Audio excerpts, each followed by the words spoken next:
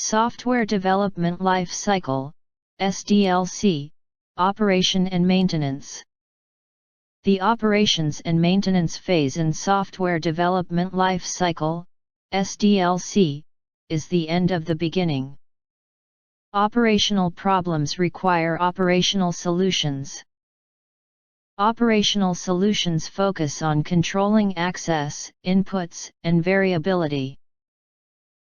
Visibility of the software and its environment is a significant component of control. Logging and monitoring are essential for operational information. Maintenance functions are a natural part of operations. Maintenance activities are bug fixing, upgrade and enhancement.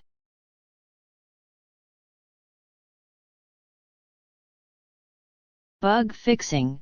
Bugs are reported because of some scenarios which are not tested at all. Upgrade.